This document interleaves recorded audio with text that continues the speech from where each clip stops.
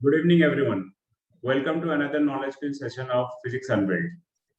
आज के इस सेशन में हम स्पीड एंड वेलोसिटी के बारे में पढ़ेंगे। हमने अपने पिछले सेशन में डिस्टेंस एंड डिस्प्लेसमेंट को टच किया था। अगर आपने अभी तक उस वीडियो को नहीं देखा है तो मैं आपसे रिक्वेस्ट करूंगा कि काइंडली हमारे प्लेलिस्ट में जाकर उस वीडियो को देखें, सो दैट इस चैप्टर में, इस पर्टिकुलर सेशन में मैं जो कॉन्सेप्ट को डील करूंगा उस कॉन्सेप्ट को समझने में आपको कोई दिक्कत ना हो। तो हमने अपने पिछले सेशन में ये बताया था कि बेसिकली मोशन को डिफाइन करने के लिए बहुत इंपॉर्टेंट है। चलिए इसको स्टार्ट करते हैं। मोशन को डिफाइन करने के लिए बहुत ज्यादा इंपॉर्टेंट है कि हम बेसिकली अंडरस्टैंड करें कि पोजीशन, बॉडी का मोशन को हम कैसे डिफाइन करते हैं। तो हम कहते हैं कि an object is said to be in motion if the position of object varies with respect to time viewed from a frame of reference. मतलब मैं इन शॉर्ट बातें में आपसे ये कह रहा हूँ कि अगर किसी बॉडी को मोशन में कह रहे हैं तो हम ये कह रहे हैं कि उस बॉडी की जो पोजीशन है वो टाइम के हिसाब से चेंज होगी, राइट। बॉडी की जो पोजीशन है फंक्शन ऑफ टाइम होगी, और इस जो चेंजेस को आप कहाँ से मेजर करेंगे, किसी न किसी फ्रेम ऑफ रेफरेंस से देखेंगे। मतलब कोई ना कोई फ्रेम ऑफ रेफरेंस में इन्वॉल्व होगा, ठीक है। लेकिन आज जो इस चैप्टर में हम कुछ मोशन के बारे में नहीं पढ़ने वाले हैं। आज हम इस चैप्टर में ये पढ़ने वाले हैं कि मोशन को डिफाइन करने के लिए और क्या एडिशनल क्वांटिटी हमें रिक्वायरमेंट पड़ती है जिससे कि मोशन बेहतर तरीके से डिफाइन हो सके। फॉर एग्जांपल, मैं ये आपसे कह रहा हूँ सिंपल भाषा में कि पोजीशन चेंज होगी टाइम के साथ तो मोशन है, ठीक है। मान लीजिए मैं आपसे ये सवाल पूछ लेता हूँ कि how fast your position is changing. You are getting my point. मैं आपसे ये पूछता हूँ कि how fast your position is changing with respect to time. तो आज बेसिकली हम उसके बारे में इस पर्टिकुलर चैप्टर में पढ़ेंगे। ओके, ये हाउ फास्ट और slow your position is changing. So in short I am asking about you your speed और velocity. when I'll be talking about speed, you know that I'll be talking about a scalar quantity or a quantity having magnitude only. लेकिन जब मैं velocity के बारे में बात करूंगा तो एक ऐसी क्वांटिटी के बारे में बात करूंगा जिसमें थोड़ा डायरेक्शन होगा प्लस मैग्नीट्यूड तो होना ही होना है, ठीक है। तो हम बेसिकली उसी को बिगिन करेंगे, ओके, इस टॉपिक में। तो उसको स्टार्ट करने से पहले पहले हम एक छोटा सा न्यूमेरिकल देखते हैं। इस न्यूमेरिकल को समझने के लिए पहले मैं थोड़ा सा आपको बैकग्राउंड दे दूं ताकि आपको क्लियरिटी हो जाए कि इस न्यूमेरिकल को कैसे सॉल्व करेंगे। फॉर एग्जाम्पल, आप मेरे को बताएं कि अगर एक बॉडी है वो इस पोजीशन पे थी, मान लीजिए पोजीशन इसकी 0 थी ओरिजिन, और अब ये इस पोजीशन पे आ गई, मान लीजिए पोजीशन जो है इसकी हो गई x, यहाँ से यहाँ तक जो डिस्टेंस यहाँ से जो है कवर x है। अगर ये ओरिजिन है, मान लीजिए ये प्लस x डायरेक्शन है, तो डिस्प्लेसमेंट कितना है बॉडी का? बॉडी का डिस्प्लेसमेंट क्या लिखेंगे? बॉडी का डिस्प्लेसमेंट लिखेंगे हम plus x according to sign. Sign के साथ में साइन आपको बताएगा कि वो पॉजिटिव की तरफ जा रहा है। डिस्टेंस क्या होगा इसका? डिस्टेंस को अगर मैं सिर्फ s से दिखाऊं तो s इक्वल टू क्या लिखेंगे? ओनली x, ठीक है। तो बॉडी की पोजीशन में क्या चेंजेस हुई? तो बॉडी की पोजीशन में अगर चेंजेस हम निकालेंगे तो मतलब x final minus x initial करेंगे तो हम लिख सकते हैं x माइनस 0, ठीक है। बॉडी की टाइम में क्या चेंजेस हुई? तो मान लीजिए time final minus time initial करेंगे तो हो जाएगा t माइनस 0। मान लीजिए यहाँ बॉडी जो है वो t पोजीशन में पहुंचे, यहाँ पे 0 सेकंड था। तो change in position by change in time क्या है? मतलब अगर मैं del x by del t करने की कोशिश करूं तो क्या लिखेंगे हम? x बाई टी, ठीक है। तो देखिए डिस्टेंस भी मेरा x है और डिस्प्लेसमेंट भी x है, लेकिन x पॉजिटिव है।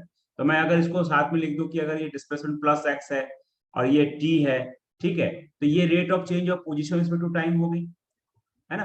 तो इस केस में क्या है कि rate of change of distance भी यही है, rate of change of displacement भी यही है। इन शॉर्ट में कह सकता हूं कि मतलब यहां मैं कह सकता हूं कि rate of change of displacement is equal to rate of change of distance, दोनों बराबर है।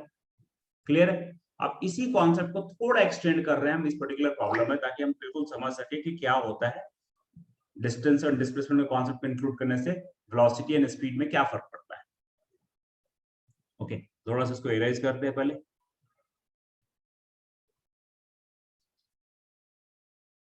इसको इरेज कर लेते हैं। ये टॉपिक है बहुत ही सिंपल टॉपिक, और मुझे लगता है कि 9th में आपने कुछ थोड़ा बहुत पढ़ा भी होगा, average velocity, average speed, average ये इंस्टेंटेनियस वेलोसिटी से कुछ पढ़ा भी होगा। लेकिन आज थोड़ा रिविजिट करेंगे क्योंकि हम जो 11th का सिलेबस में थोड़ा सा मोशन का डेफिनेशन जो है फंक्शन का टाइम के हिसाब से पढ़ रहे हैं, तो हमेशा आपको एक ही तरह की प्रॉब्लम नहीं मिलेगी, अभी टाइम डिपेंडेंट इक्वेशंस भी आएंगे आपके सामने। ठीक है, तो इसको हम पढ़ते हैं बेसिकली।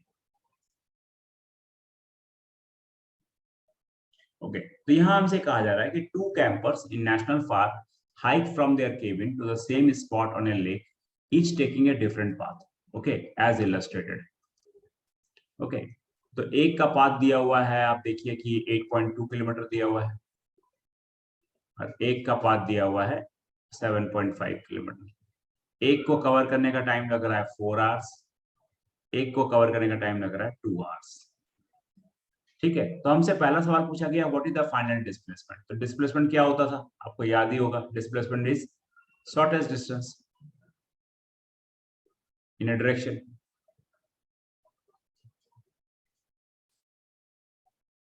तो मान लीजिए कि ये सबसे शॉर्टेस्ट डिस्टेंस तो यही है एस, तो हम यहाँ लिख सकते हैं एस होगा यहाँ पे, S is equal to nothing but 5 kilometre.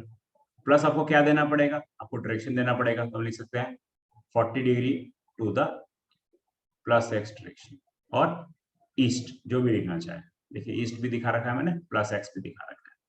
ठीक है, तो अब हम पूछ रहे हैं कि what is the average velocity. तो जब हम एवरेज वेलोसिटी की बात करेंगे तो हम क्या कह सकते हैं, average velocity is nothing but total displacement by total time, total displacement by total time. तो हम लिखेंगे यहाँ पर कैंपर 1 के लिए क्या हो जाएगा, कैंपर 1 के लिए भी हो जाएगा 5, एंड टोटल टाइम उसके लिए क्या था 2 आवर। ठीक है, तो ये हो जाएगा 2.5 किलोमीटर पर आवर, तो ये हो जाएगा एवरेज वेलोसिटी। कैंपर 2 के लिए सेम सवाल क्या हो जाएगा, टोटल डिस्प्लेसमेंट हो जाएगा अगेन उसके लिए 5, लेकिन टाइम हो जाएगा 4 आवर। ये 5/4 है, मान लीजिए 1.2 कर देता हूं मैं इसको। ठीक है, तो इसमें आप देख रहे हैं कि टाइम की वजह से एवरेज वेलोसिटी में चेंजेस आ रही है। ठीक है, टाइम ज्यादा लग रहा है तो एवरेज वेलोसिटी कम हो गई। ओके, लेकिन डिस्प्लेसमेंट तो बराबर ही है। लेकिन जब डिस्टेंस की बात करता हूँ, एवरेज स्पीड की बात करता हूँ, तो एवरेज स्पीड का मतलब क्या होता है, एवरेज स्पीड का मतलब होता है total distance by total time.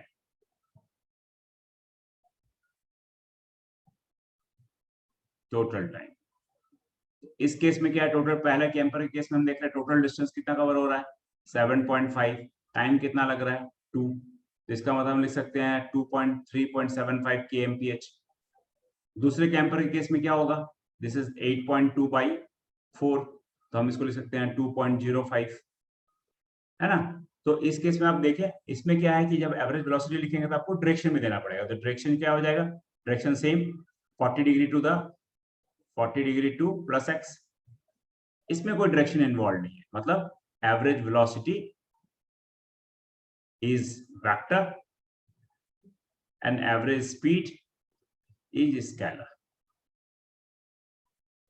ठीक है, इसके रिगार्डिंग हम कुछ सवाल पूछेंगे आपसे बाद में, जैसे जैसे हम चैप्टर में प्रोग्रेस करते जाएंगे, लेकिन फिलहाल यहाँ तक मुझे लगता है सबको कॉन्सेप्ट क्लियर है। अगर नहीं है तो वापस से मैं रिपीट करता हूँ कि जब एवरेज वेलोसिटी हम निकालते हैं तो हम निकालते हैं total displacement by total time, और जब एवरेज स्पीड निकालते हैं तो हम कहते हैं total distance by total time. Okay, चलिए इसको आगे बढ़ाते हैं। अब देखिए हमने अपने जो एक चैप्टर पढ़ा था डिफरेंशिएशन और फॉलोड बाय मैक्सिमा मिनिमा, तो वहां हमने स्लोप को बहुत अच्छी तरह डिफाइन किया था। तो हम देखते हैं कि क्या है, कि हमने पढ़ा कि जब एवरेज वेलोसिटी हम निकालते हैं तो हम कहते हैं कि x final minus x initial by t final minus t initial. Okay, तो बेसिकली क्या है, ये वाला चीज देख के आपको कुछ याद आ रहा होगा, शायद स्लोप जैसा कुछ हमने बताया था, और अगर कोई याद नहीं है तो वापस हम इसको डील करते हैं। कि मान लीजिए कि ये एक्स एंड टी का ग्राफ है, एक एक्स एंड टी का ग्राफ है, मान लीजिए ये ग्राफ है। ओके, और मान लीजिए ये पॉइंट है पी, तो ये पॉइंट पी जो है, इस पॉइंट पी की जो टाइमिंग है मान लीजिए t1 है, और ये पॉइंट है मान लीजिए q, इस पॉइंट की टाइमिंग मान लीजिए t2 है। t1 पॉइंट में मान लीजिए बॉडी की पोजीशन थी x1, एंड t2 पॉइंट में बॉडी की पोजीशन थी x2। तो अगर इस t1 t2 को मैं एक ऐसा जोड़ दूं तो ये क्या बन जाएगा, ये सेकेंड बन जाएगा, बन जाएगा ना, सेकेंड हो जाएगा ये। तो इस सेकेंड का ये एंगल जो है tan थीटा, इसको क्या लिख सकता हूं मैं, इस tan थीटा को लिख सकता हूं मैं x2 minus x1 by t2 minus t1, मतलब ये final position minus initial position by final time minus initial time, और इसको क्या कहते हैं? Average velocity. तो इसका मतलब अगर से कोई पूछे कि अगर xt कर्व दिया हुआ है, this is x and t curve, तो xt कर्व का ये स्लोप क्या देगा जो 2 पॉइंट को टच करेगा सेकेंड को? तो हम इसको लिख सकते हैं second slope of xt curve give what? Average velocity. ठीक है, कोई डाउट नहीं है। इसी का मैग्नीट्यूड अगर निकाल लें तो क्या हो जाएगा? Average speed. तो देखिए हमसे ये एक सवाल, बहुत छोटा सवाल पूछा गया है, इसी कॉन्सेप्ट को ध्यान में रखते हुए हमसे ये पूछा गया है कि ये पर्टिकुलर कर्व है, तो इसको मैं पहले इरेज कर लेता हूँ ताकि आपकी अंडरस्टैंडिंग क्लियर हो जाए। ये आप बिल्कुल दिमाग में रखें कि अगर किसी को समझ में नहीं आया कि स्लोप से कैसे एक्सटी कर्व हो गया, तो मैं वापस कहूंगा कि एक बार हमारा डिफरेंशिएशन वाला चैप्टर जरूर पढ़ लें, ठीक है? क्योंकि हमने स्लोप को बहुत अच्छे से डिफाइन किया था अपने फाउंडेशन क्लासेस में। इसलिए मैं बार-बार कहता था कि फाउंडेशन क्लासेस बहुत इंपॉर्टेंट है। अगर फाउंडेशन क्लासेस आप नहीं करते हैं तो आगे चल के आपको मल्टीपल जगह में ये इश्यूज आएंगी। अब देखिए यहाँ बॉडी का जो पोजीशन है वो टाइम के हिसाब से ऐसे चेंज कर रहा है, 30 minus 30t minus 5t square, ये दिया हुआ है देखिए कर्व। मेरे से पहला सवाल पूछा जा रहा है, find the average velocity for the first 3 second of motion from the graph below. तो हम पहले पता करें कि बॉडी की मोशन जो है फर्स्ट 3 सेकंड में, तो देखिए जब टाइम इक्वल टू 0 थी, जब टाइम 0 थी तो x की वैल्यू क्या होगी? 0 दिख रहा है यहाँ पर, t की वैल्यू 0 पुट कर तो 0 आ जाएगा। और जब टाइम इक्वल टू 30 था, सॉरी 3 सेकंड था, ठीक है, जब टाइम इक्वल टू 3 सेकंड था तो x की वैल्यू क्या हो जाएगी? 30 इंटू 3 माइनस 5 इंटू 9, मतलब 90 माइनस 45 इज 45। तो देखिए यहाँ मैंने कोऑर्डिनेट दे रखा है, 3 टाइम का कोऑर्डिनेट है एंड 45 पोजीशन का। तो मेरे से क्या बोला जा रहा है? एवरेज वेलोसिटी निकालने के लिए। तो एवरेज वेलोसिटी इक्वल टू क्या होता है? Average velocity is nothing but the slope of second. इसका मतलब क्या होता है? इसका मतलब होता है slope of second of x t curve. तो देखिए ये स्लोप हो गया मेरा थीटा, तो इस स्लोप को निकालने के लिए क्या करेंगे? ये स्लोप हो जाएगा this tan theta equal to this by this, मतलब अभी ये हाइट कितनी है? 45, ये डिस्टेंस कितना है? 3, तो स्लोप कितना हो जाएगा इसका? 45 बाई 3 इज 15। क्लियर है? अगर इसको आप ऐसे नहीं निकालना चाहते, पोजीशन के हिसाब से निकालना चाहते, देखिए x final minus x initial, t final minus t initial, तो उसको भी हम कह सकते हैं 45 माइनस 0 बाई 3 माइनस 0, तो भी सेम निकलेगा। अब देखिए नेक्स्ट सवाल जो है ये क्या कह रहा है? Average velocity for first 4 second of, तो फर्स्ट 4 सेकंड वापस से x की पोजीशन हम निकाल लिए, तो x की पोजीशन आ गई फर्स्ट 4 सेकंड में 40, ठीक है? तो ये स्लोप होगा इस टाइम में, अभी भी पॉजिटिव है, ठीक है, पॉजिटिव स्लोप है। अब स्लोप पॉजिटिव नेगेटिव कैसे है ये मैंने मैक्सिमम मिनिमम बताया था। तो देखिए इसका मतलब ये हो गया 40, ये हो गया 4, तो स्लोप कितना हो गया? tan थीटा, यहाँ पे tan थीटा हो गया 40/4, ये हो गया 10, ठीक है? अब आपसे पूछा जा रहा है find the average velocity between the from the time stone reaches to the highest point to the time 5 second elapsed, मतलब हाईएस्ट तो 3 सेकंड में पहुंचा है यहाँ पे, ठीक है, और उसके बाद बोल रहा है 5 सेकंड, तो स्लोप कैसा हो जाएगा? ऐसा हो जाएगा। तो ये है 3 का लाइन और ये है 5 का, मतलब ये 2 हो जाएगा, है ना? और ये देखिए ये है 25 का लाइन और ये 45 का, तो ये डिस्टेंस कितना हो जाएगा? 20। लेकिन देखिए स्लोप किस तरफ है? स्लोप है क्लॉकवाइज, तो ये क्लॉकवाइज स्लोप को क्या कहते हैं? Clockwise slope is negative slope. तो इसका मतलब tan थीटा क्या आएगा? tan थीटा को हम लिख सकते हैं 20/2, मतलब 10, तो ये इसका हो जाएगा, इसको नेगेटिव है ये, okay? tan theta is negative नहीं है, स्लोप नेगेटिव, याद रखिए, ठीक है? अगर इसको आप इसके हिसाब से करेंगे पाई के हिसाब से तो भी आपका सेम ही चीज होगा, पाई माइनस करें तो माइनस tan थीटा हो गया, ओके?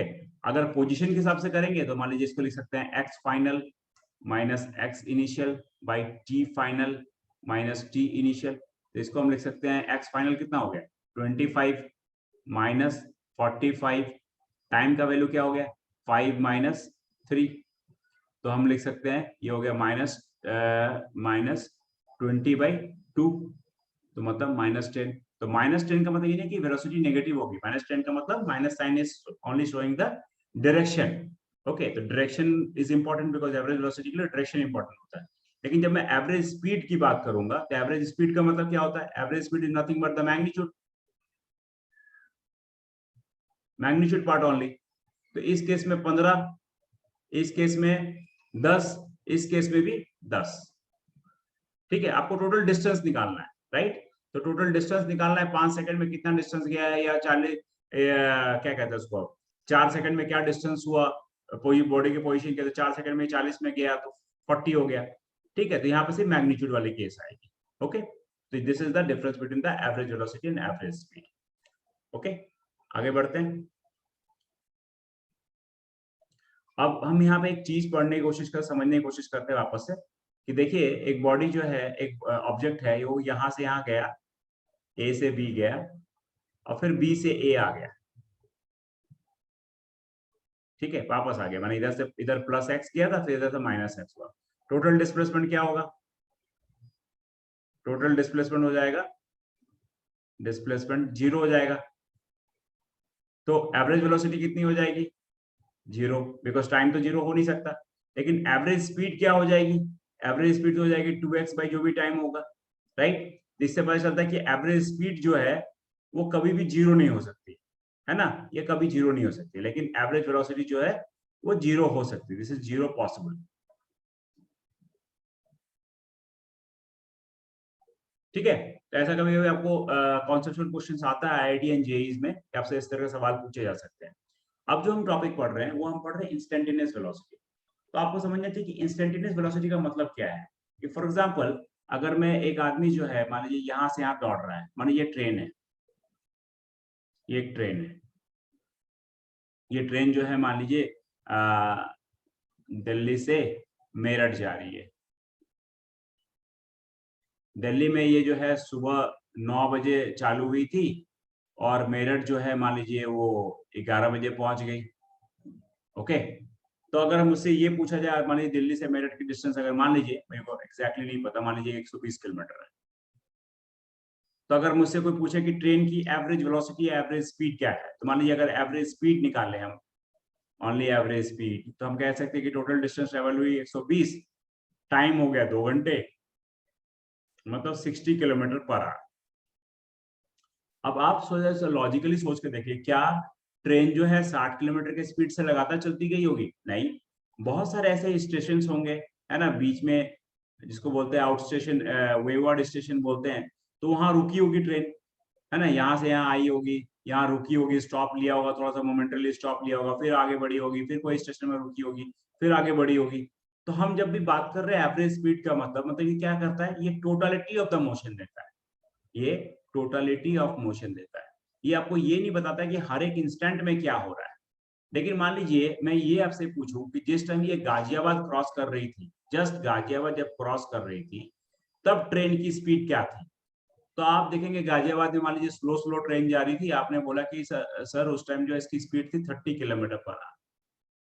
तो इसका मतलब देखिए, जो इंस्टेंटेनियस वेलोसिटी है, मतलब जो इंस्टेंटेनियस पोजीशन इसकी स्पीड थी, उस इंस्टेंट में जो इसकी स्पीड थी, वो स्पीड तो एवरेज स्पीड से कम हो गई, है ना। तो इंस्टेंटेनियस स्पीड आपको क्या बताता है, इंस्टेंटेनियस स्पीड आपको ये बताता है the quantity that tells us how fast N object is moving anywhere along its path, right. मतलब किसी एक पर्टिकुलर मोमेंट में क्या उसकी स्पीड थी, या क्या उसका वेलोसिटी की बात करें, डायरेक्शन, किस डायरेक्शन में वो जा रहा था, कितने मैग्नीट्यूड के साथ जा रहा था, उसको हम इंस्टेंटेनियस की बात करते हैं।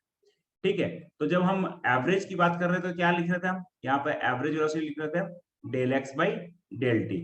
और आपको मैंने बताया था कि जब ये बात होती थी क्या होता है, सेकंड का होता है। लेकिन जब डेल टी का टेंस टू 0 कर दे तो क्या सेकंड क्या बन जाएगा, टेंजेंट। तो वेलोसिटी एवरेज का जो वैल्यू हो जाएगा वो क्या हो जाएगा, इंस्टेंटेनियस। तो इसको लिखेंगे हम dx बाई dt। तो देखिए ये जो पॉइंट है, मान लीजिए ये पॉइंट P है, ये पॉइंट Q है, ये हमने जो ड्रॉ किया इसको क्या बोलते हैं, सेकंड। सेकंड कितने पॉइंट को कट कर रहा है, 2 पॉइंट को कट कर रहा है। तो 2 पॉइंट को कट कर रहा है तो उसका स्लोप क्या, उसको स्लोप को क्या कहेंगे, एवरेज या इंस्टेंटेनियस, एवरेज कहेंगे, है ना।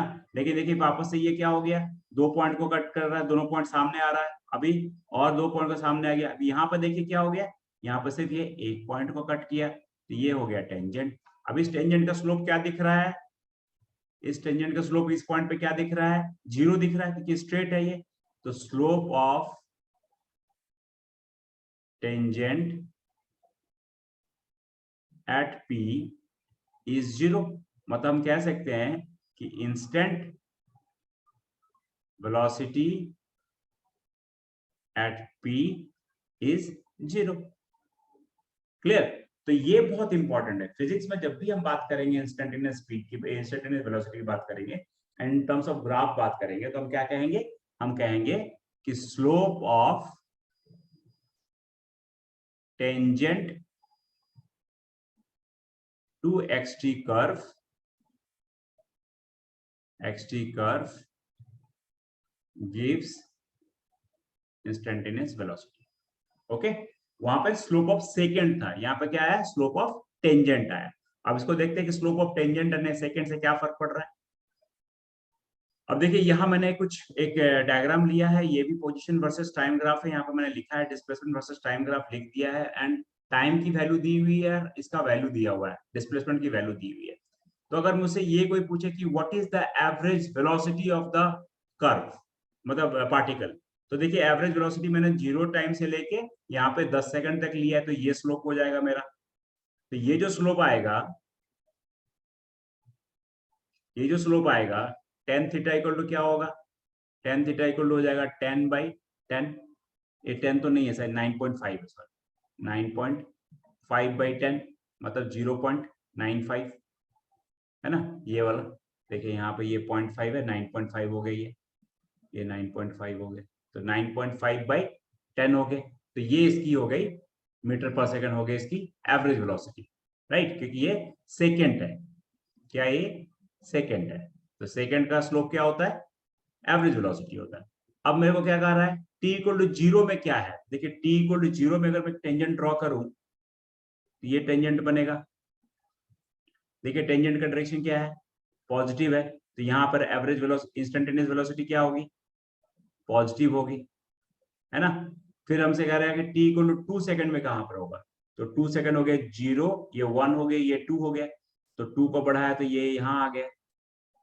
अब अगर यहाँ टेंजेंट ड्रॉ करूंगा तो ये भी टेंजेंट ऐसे ड्रॉ होगा, तो देखिए टेंजेंट अगर ऐसे ड्रॉ होगा तो ये इसका टेंजेंट का स्लोप बनेगा, है ना। ऐसे अगर लाइन ड्रॉ कर दो तो ये टेंजेंट का स्लोप बनेगा, तो ये भी अभी एंटी क्लॉकवाइज है, तो यहाँ भी इंस्टेंटेनियस वेलोसिटी क्या होगी, यहाँ भी इंस्टेंटेनियस वेलोसिटी होगी ग्रेटर देन 0। फिर t इक्वल टू 3.5 में बोल रहा है, यानी 3 में बोल रहा है, तो 3 कहाँ पर है, तो ये माने 0 1, ये 1 2 3, तो ये 3 हो गया, ये वाला 3 हो गया, ये 3 हो गया।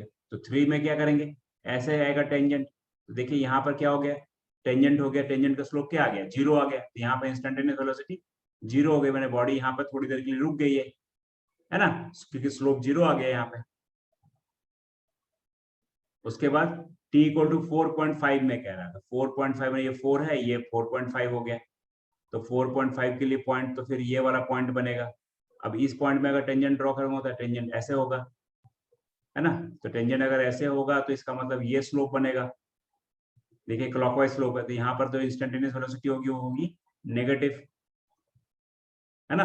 फिर हम आते हैं t इक्वल टू 6.5 में, तो ये हो गया 5, ये 6, ये 6.5, तो 6.5 में देखिए यहाँ पर है, तो अगर यहाँ पर ड्रॉ करो तो यहाँ अगेन आपका स्लोप 0 आ गया, तो यहाँ अगेन बॉडी जो है रुक गई, है ना, तो यहाँ हो गई 0 इंस्टेंटेनियस। फिर 7.8 बोल रहा था, ये हो गया 5 हो गया, ये 6 हो गया, ये 7 हो गया, ये 7.5 हो गया, राइट। तो ये कहीं यहाँ होगा, 7 ये 8 है, ये 9 8 है, तो 7.8 का मतलब कहीं यहाँ होगा, तो 7.8 का मतलब अगर मैं इसको यहाँ पर लूँ तो देखिए यहाँ पर ये ऊपर जा रहा है, तो ये टेंजेंट का स्लोप क्या हो गया, अगेन एंटी क्लॉकवाइज है तो पॉजिटिव है, तो यहाँ भी इंस्टेंटेनियस पॉजिटिव है। तो आप समझ रहे हैं, जब भी आपको इस तरह का कर्व का क्वेश्चन आए, आप क्या करें, आप टेंजेंट ड्रॉ करें एंड टेंजेंट का स्लोप का डायरेक्शन को देखते हुए पॉजिटिव या नेगेटिव वेलोसिटी का आप कैलकुलेशन कर सकते हैं। फिर आपसे पूछा जा रहा है कि 8.8 में क्या होगा, तो मान लीजिए 9 है, ये 8.8 तो करीब ये यहाँ 8 होगा, 8.8 करीब मान लीजिए यहाँ होगा, तो मान लीजिए अभी ये ऊपर जा रहा है, राइट, तो और ये ऊपर जा रहा है, इसका मतलब इंस्टेंटेनियस वेलोसिटी बढ़ती जा रही है इसकी, है ना, क्योंकि यहाँ से इस पार्ट तक स्ट्रेट लाइन जैसा दिख तो रहा है, अगर स्ट्रेट लाइन नहीं भी हो तो ये पॉजिटिव वेलोसिटी है यहाँ पे। ओके, तो इसका मतलब what position time curve inform us, it inform us about the instantaneous velocity and average velocity depending on the kind of slope that you are drawing. If you are drawing the slope of a secant, you will be getting the average velocity. If you are drawing the slope of a tangent, you will be getting of instantaneous velocity. ठीक है, तो इसको हम लोग लिखते हैं position time curve का second slope. Second slope हमेशा 2 पॉइंट के बीच में होता है, क्या देता है, एवरेज वेलोसिटी, और टेंजेंट स्लोप क्या देता है, इंस्टेंटेनियस वेलोसिटी।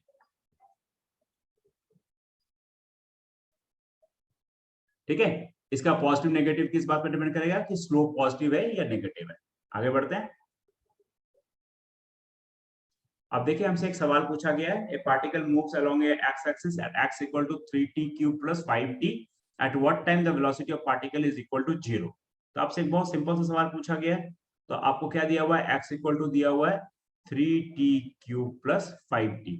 अब इंस्टेंट वेलोसिटी कैसे निकालते हैं, वेलोसिटी निकालते हैं डिफरेंशिएट करके, तो differentiating with respect to time, तो dx/dt कितना हो जाएगा, dx/dt हो जाएगा 90² + 5। अब आपको क्या कह रहा है कि किस टाइम में वेलोसिटी क्या होगा, 0 होगा, तो मतलब dx/dt का वैल्यू क्या आ जाना चाहिए, 0 आना चाहिए। इसका मतलब 90² + 5 इक्वल टू क्या हो गया, 0। तो टाइम इक्वल टू क्या हो गया, टाइम इक्वल टू हो गया -5/9। तो देखिए t² अगर -5/9 आ गया, t इक्वल टू आ गया √−5/9। अब t तो नेगेटिव नहीं हो सकता कभी भी, तो इसका मतलब this is an not reasonable question, मतलब not acceptable situation, not acceptable motion.